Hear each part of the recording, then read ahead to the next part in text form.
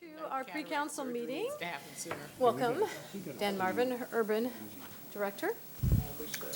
Thank you for having us. We're going to try to, this is a little bit more back to the normal routine of just introducing ideas and having a conversation about upcoming options that we might talk about housing. We obviously came forward with our housing report. And with us today is Rhonda Mattingly from Bridges to Hope. There's a voices. There's a lot of bridges and a lot of Yes. hope in this community. There's a lot of that. Rhonda's got about a dozen slides we're going to go through to kind of introduce the idea of tiny homes and tiny villages. And then we'd like to open it up for questions and then let you get on with your day.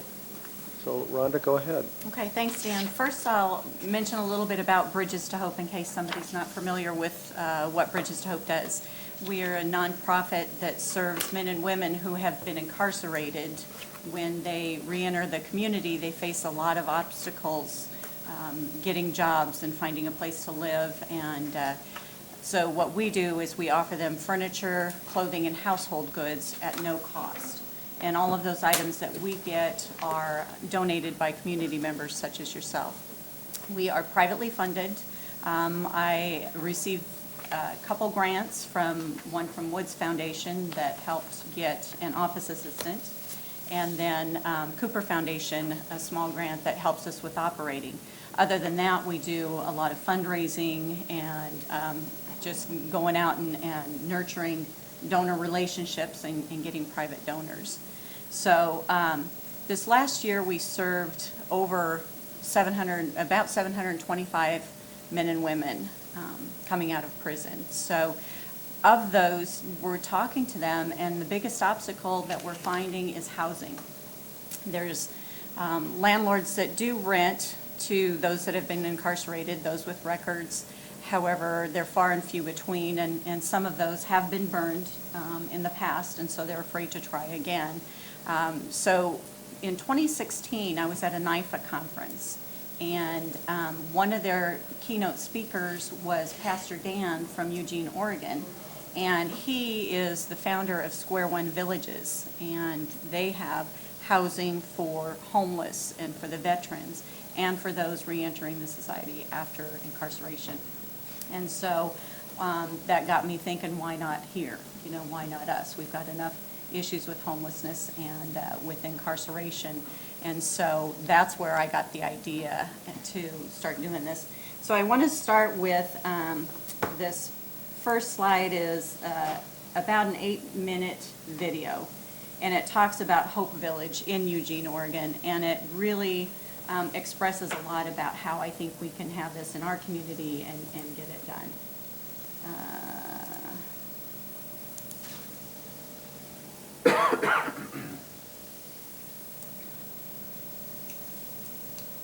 This is what happened last time with my husband's. It wouldn't play. Oh. So I don't know if you have, I do have my computer, but it's not plugged in. That's a key part. Both. Jamie? Yeah. Play button right in the middle? Is that what you're There, looking at? I'm clicking on it, and it's sending me to the next slide. So, while they try and get them, Tab is playing in the background. huh? Might be playing. Alt tab is playing in a different frame. There it is. Nope. Did it pop up? I'm just speaking live. A play button. No, it We all doesn't. know.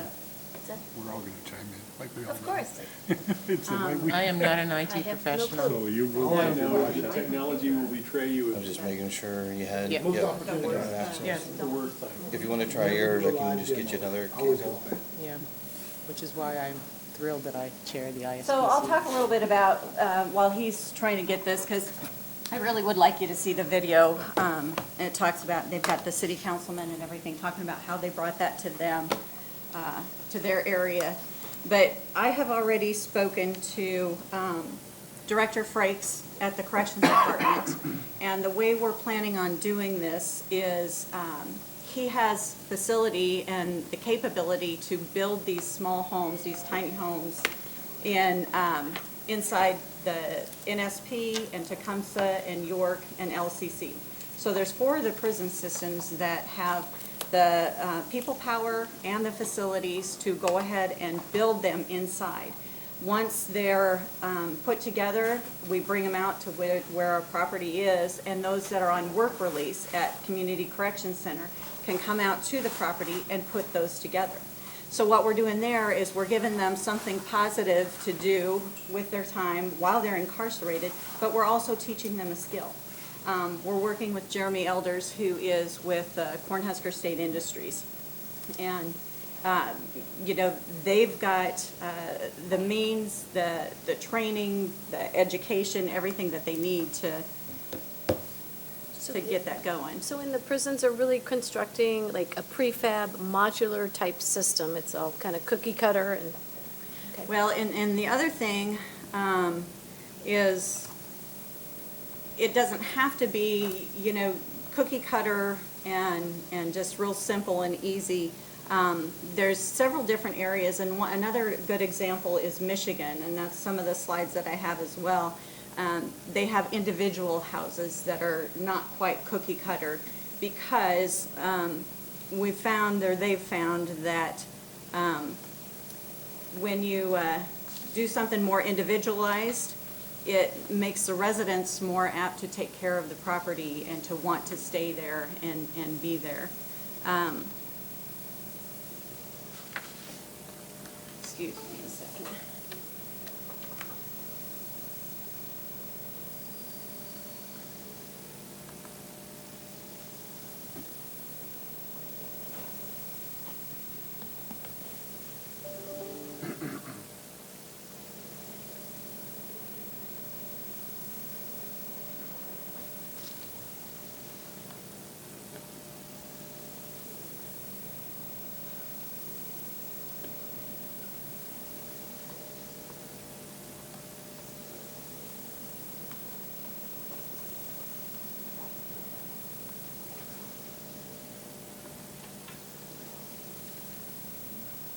Something within here, it Should.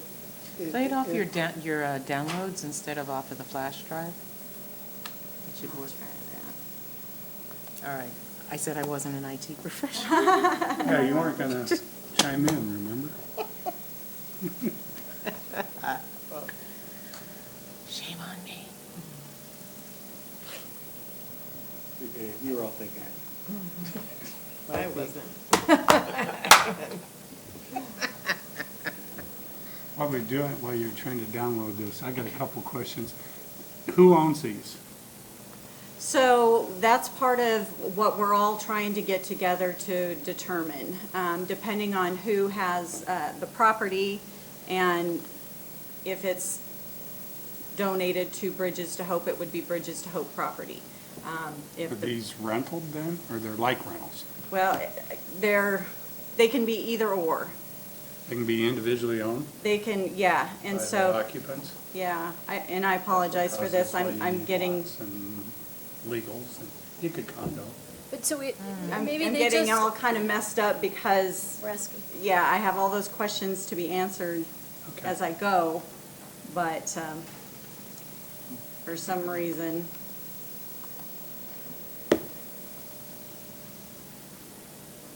I don't know, it might be the. I think if it came off of a YouTube site, That's- you might be better just navigating straight to the, Yeah, if I've got internet access. I think that was the issue before. I couldn't get internet access when I was with you guys.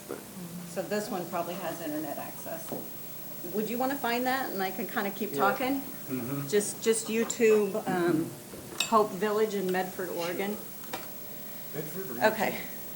Eugene, Oregon is where Square One Villages started, and then they have blown up as far as all the different villages that they have. So they're coming up all over the place. So to answer your question, this particular one that I was going to show the video on, it is transitional and it is temporary. They have communal bathrooms and kitchens and just these small sleeping areas. The ones in Michigan are could be permanent. The way they do it in Michigan is they pay $1 per square foot. that $1, and this is a community organization that owns this property, that $1 per square foot, if they have a $250 or 250 square foot house, they pay $250 a month, and that goes toward insurance and property taxes and water, utilities, that kind of stuff. They have an agreement that if they're there for 7 years and they're paying their rent or paying their fees for 7 years, they have the option to own that house. So theirs is more a permanent housing, and they want to just keep getting, other areas. Right now, they started out with 6, and I think they're working on 22 and then just increasing. So that is different than this video that I showed for the transitional. They pay, I believe, $60 a month to start Here comes Jean. for like the first 6 months. Yep, it'll be that one for that top. And then after 6 months, then they increase that to by $100, so $160, but $50 of that increased 100 goes into a type of trust to build up until like $1,500, I think, which then they are able to use as a deposit or down payment. So is that an escrow account that they're holding the money back? A So it's type for of- that person? Right. It's not for the whole program? Thank you. The city of Medford does not have a great big budget, and so cities like ours rely on nonprofits or outside entities to say, you know what, I have an idea. The goal with developing Hope Village was to, one, win over the community, to explain what a tiny house community is, address the fears and the concerns that the community has, and then show them through practice in day-to-day operations that a lot of the fears and a lot of the stereotypes are not true. And if you create a structured environment, you can have a safe place that works. There was a lot of concern from the council on this is going to be the one-stop shop for every homeless person to go to. And this is where the education part comes in. This place is not like laziness. They are very strict. You got to do your chores. You got to do your gate watch.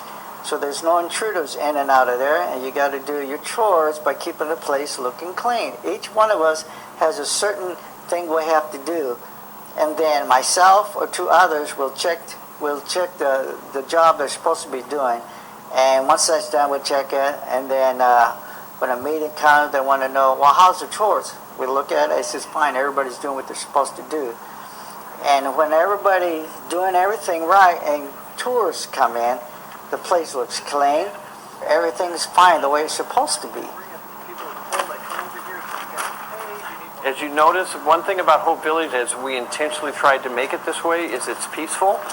It's just there's a serenity here that it just feels good to be here. There's just this feeling that this is a community, and it is. And it seems like when you have something nice, that the people who live here want to keep it nice. Now, what we also did was we wanted to have the option for the people here to learn how to garden. So we actually created a piece of the land down here that is a community garden. And for most of the people that are here, they haven't had that opportunity to have a garden, or they don't even know how to garden. But they're learning. It's kind of exciting. I was just talking to somebody a couple minutes ago. We still have some tomatoes down there. So they said, hey, we could put that in our tomato sauce tonight when we have spaghetti. I said, yeah, that'll probably taste so great. So we're teaching them what to do with things like that. It's good. When I first got here, I didn't know what to expect, and little by little, I started to get used to the place, that people are nicer, better, and then they start to help me out, and I was starting to feel better. I had my head up, and I talked and made friends here, and they also made me a counselor. What we provide is relationship-based case management, where the case managers are working with each individual to develop action plans that are unique to that specific individual. But within that structure, we have a 5-level system that we do to measure self-sufficiency. And so when people first come here, we're beginning to look at, do they have their ID? Do they have their birth certificate? Do they need these things? And making sure that they have the essential documentation that we all take for granted to be able to live their lives day in and day out. And then once we have those pieces met, then we begin looking at, okay, do they have addiction issues? Do they have mental health issues that need to be addressed? What's their credit score look like? What's their employability? And we begin looking at their the different barriers that they might have and how we can begin addressing those. But each case plan, as we work through that 5-level system to getting somebody self-sufficient, is tailored to be specifically unique to that individual, because all of us are unique in our own way, and we all have our own barriers and we all have our own struggles. This is a transitional program. This is for people that want to essentially reintegrate themselves, back to having an income, whether it be a job or, collecting what they, through like disability, collecting an income and getting back on their own feet. When people first come here, their first 3 months that they're here, they are paying a $60 a month program fee for Rogue Retreat. $60 a month is pretty obtainable. And then after that 3 months, we then do a $100 increase on that, so it becomes $160 a month. And 50% of that increase then goes into a trust for that client. And so the reason why we did that is because Hope Village is meant to be transitional, but we also are not interested in just warehousing people. We want to be able to move people along, so we had to create a process through that program fee that would make it a little bit uncomfortable from time to time, so that people would begin taking those next steps to beginning transitioning into something more permanent. One of the best things that we want to be able to do is we want to be able to provide that sense of hope and provide that sense of dignity. And so that's part of the vision of creating Hope Village, is that it's a place that provides people's dignity, because we're getting people when they're at their bottom. And from there, we want to be able to build them back up. And so providing a place that is aesthetically soothing, that they can be proud of, that's all part of that ingredient of providing a place that's dignified, that they have a vested interest in seeing succeed, and creating this community dynamic where everybody is building each other up and making each other a better person as a result of it. We try to be protective, help one another with food and problems, all this and that, where it makes it a better community. So it's a good place to be. Should be something like this other places too, so they can be off the streets and get help. The people at Hope Village did a great job of bringing to the council the types of people that would be living in these homes. People that, just had a bad break. For so many people in Southern Oregon, the people are living paycheck to paycheck, and sometimes people lose that job for whatever reason. They don't have the savings to keep staying where they're staying. And they're just really good people that don't have anywhere else to go. So when they're bringing those people very emotional stories to the council, I mean, that really, I saw it for myself. I saw some council members flip from being against it to saying, you know what, let's give it a shot. This is something that every community could afford. From the fence to the grounds to the tiny houses themselves to the community structures that are shared areas with the kitchen and everything else. Our total property, we've invested just over $600,000 into. Just in perspective, the average homeless person uses the emergency room 4 times a year. Now, if you know anything about emergency rooms, just to walk through the door, it's $1,000 probably. So they're probably going to spend $1,500 to $2,000 for each visit. So if you take that average person 4 times a year, they're going to spend maybe $8,000 in that year. And if we got them here in the village, they're not going to the emergency room. And they're putting their lives back. And right now, as I mentioned earlier, over half the people here are working, which means instead of taking from the community, now they're working and they're putting taxes back into the community. I think that's a win-win, don't you?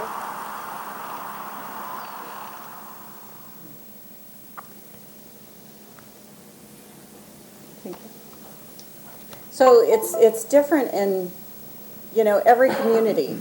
What we're Today wanting... we'll be making a simple scarf to teach you the basics of knitting.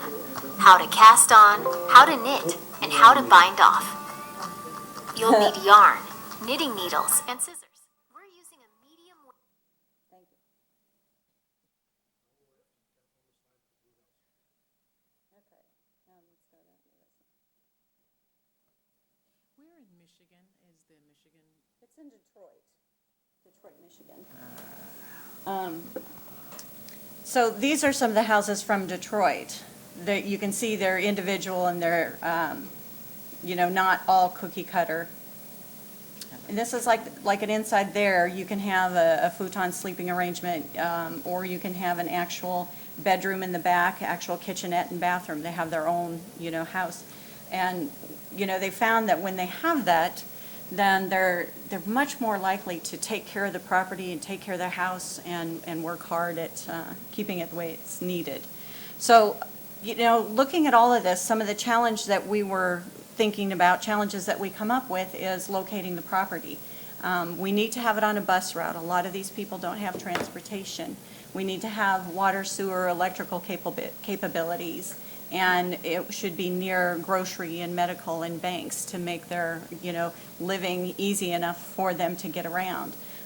The zoning issues, each state and city has dealt with zoning issues differently dependent upon what their city approves. And that's why we're working with Dan and Wynn and trying to figure out, the best possible way for it. Some of them have zoning where they decrease their square footage for single-family dwellings. We're also thinking that this will be on slabs instead of just blocks, put them on cement slabs.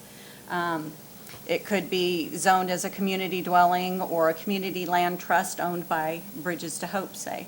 The other thing that we thought about and realize is the public opposition. Is it going to decrease the property value, and will it be a one-stop shop for every homeless person to come to? In looking at that, we work closely with the Mental Health Association and asking them how they handled with the Kia House and the Hanu House that they have. And it's basically going out and talking to the neighbors and letting them know what you're all about and how you're going to pay attention to what's going on in their neighborhood. We kind of mentioned the construction of the homes. I've already talked with UNL's College of Architecture, because I thought it might be a cool project for them to do, to design some of these houses. So they've got it not in the works, but on their radar for possibility of next semester's classes, coursework.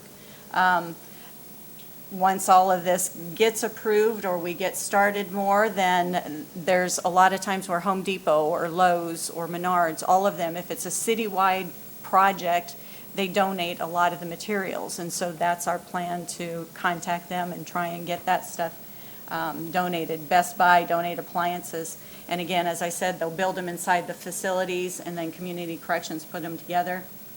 And there's always volunteers who are willing to help out with the finishing touches or painting or, landscaping or anything like that. Who's going to reside in these homes? The previously incarcerated is going to be the majority, but of course we're not going to turn away if there are homeless veterans or general homeless population. And of course the veterans now have the VASH program, the housing for them. So, it may not be an issue, but it's something that we will collaborate with the Veterans Association. And the general homeless population, Bridges to Hope is members of the Homeless Coalition, so we work closely with them. We also attend some of the Veterans Coalition meetings as well. The vetting process will be completed by the task force, and of our task force, we've got Dan and Wynn from the city. We have an anonymous developer who is willing to fund the project up front, portions of it, whatever we've got for land and everything. And then, of course, us, we'll work with the Mental Health Association because we're also going to need programming within the village. So everybody that comes there, they're going to come as is. Many of the housing, the communal housing opportunities, they have to be sober. They have to have not used drugs for a certain period of time. And that doesn't do a whole lot for those that are on the streets and alcoholics or addicts, drug addictions. And so we bring them in as is, but we're going to need to have programming like they were talking about in the video. We'll have a case management project, financial planning classes, employee readiness training, GED preparation, mental health treatment, substance abuse treatment, and I've already talked with Casey through the Mental Health Association. They are able to train the trainers in their peer support model. They've been doing the peer support, which is working really well. And so we can contract with them and get peer support employees to be part of this. And then they mentioned too that they have their own little council, their village council or homeowners association within that village. And again, it just gets them more vested in taking care of the property, and this is their home, and it gives them more inspiration to take care of it. Another program, I don't know if it was Michigan or one other place that I researched, they have a community volunteering program. So the people who are residing in that village go out and volunteer in the community as well. So they are giving back. And then again, we would like to see the community garden teach them skills, but then also make it productive for them. The other thing that we had talked about is a community building. It would have an industrial kitchen, appliances, laundry facilities, dining space for family or holiday gatherings, and space to hold classes or groups, and then office space for case managers. That way they can have their own individual homes, but still have a place right there on site to meet and do their support groups, or if they do want family gatherings, birthdays, holidays, whatever, there's a place available for that. The rent is, in some places, like I said, $1 per square foot, pay for 7 years, then they own the home that pays for the property taxes, insurance, water, security system, or like they were talking about in the video, $60 a month, and then increase it, but have a type of savings or trust, total stay 3 years. So this is all open to whatever is going to be conducive to us here in Lincoln. And that's why, you know, we need a task force, and we need people to get together, and people such as yourselves to help us figure out what is going to work best here in Lincoln. And this would be, you know, the first tiny home village in the state of Nebraska. There are no others. Sienna Francis Home in Omaha is also working on getting something going there. So it's coming, it's going to be here. It's just a matter of, you know, is it going to be now or is it going to be later? There's a lot of unanswered questions because, again, like Dan said, we're just presenting the information now and starting the discussions and trying to get going. As far as how we're going to pay for the programming, the grants that we write through local foundations normally like to fund programs.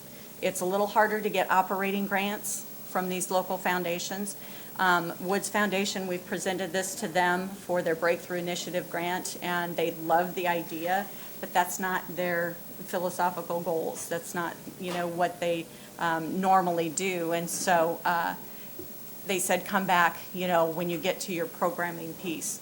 So the programming will come from grant dollars that Bridges to Hope applies for, but then also the money generated from each house. You know, we'll use that for sustainability and try and sustain this project. So with that, I'll open it up for questions, or if there's something else, Dan and Wynn, that I didn't mention. Councilwoman? Can we take a couple of questions, if somebody has a couple Yeah, of questions? I know but we're then we running have a to- little over here. Yeah. And I have a question. Yeah, Sandra. Thank you. Does Bridges to Hope have property right now that they own? We do not. We do not. We are working with Dan. He's kind of locating some different city properties, you know, we're in search of. So I know they've also worked with the private sector for locations as well. So I think the ask might be of council at some point in the future is if an appropriate place was found and there were changes with zoning and issues that were related to that, these would be issues that would then be coming back to you, you know, for a decision, or we wanted to come today as a prep for that discussion that could come down the road. We don't have a location at this moment. Were seniors amongst your list of people that could live in the village? Seniors? Yes. Sure. Okay. Yeah, we're open to, we're not going to close the doors to anybody. If there's a need and there's availability, yeah. And again, this is, you know, kind of like the COVID virus. It's contagious. It's going around everywhere. I was at your, in a meeting last Maybe fall. not as hazardous, though. Yeah. Yeah, not as hazardous, Yeah, no definitely. kidding, much more positive. Yes. So last fall, remind me, I was out at your offices, and you had a great meeting with a number of community members and officials Could you remind me, and also just like maybe some of the newer council members, how you collaborate in the community? Because there was a number of partners there that I thought was very impressive, Rhonda, and I think it was at that time, it was an introduction for me. However, in support of, I think, maybe the Woods grant or another grant that you were applying for. But I thought, could you just recap? Yeah, that absolutely, meeting quickly? absolutely. That meeting was what we call Breakfast at Bridges, and we are open to doing that with anybody who would like to come and learn more about that. But at the time, it was with the Department of Corrections and Mental Health Association representatives, yourselves, city council, funders, possible funders.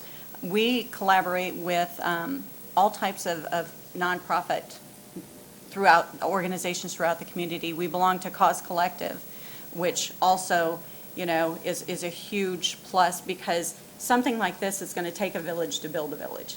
And we know, we can't do it just on our own. And so we're transparent, and we're inviting people to come along to help give ideas, input. And NIFA was there as well. And John NIFA was there, Turner. John Turner, yeah. That's a good name. Right. Can I just make a final comment that I went back and looked at my notes, and I have been promoting the idea of tiny houses since 2014. And got some traction, and then we were moving forward with Marvin Kraut, and my last meeting with him was the day before he had a stroke and passed, and so we lost some traction there. Started getting some traction again, and then you came to, I came to see you, and this whole idea is wonderful in and of itself, but it will also open the door, I think, to tiny homes throughout our community that are not necessarily associated with Bridges to Hope. Right. But it's a project that will ultimately, in the short, help with our housing crisis on a lot of levels. Well, thank you again for having us. Very much. Thank you, Rhonda, Thank you. for Sorry joining us. for the issues with No, the computer. that's okay. I think it's an important project, and yes, it's possibly one of the solutions to creating additional affordability in our community. Okay, thank you again. All right, thank you. All right. We're going to scoot right into the Directors Organizational Meeting of Monday, March 16th.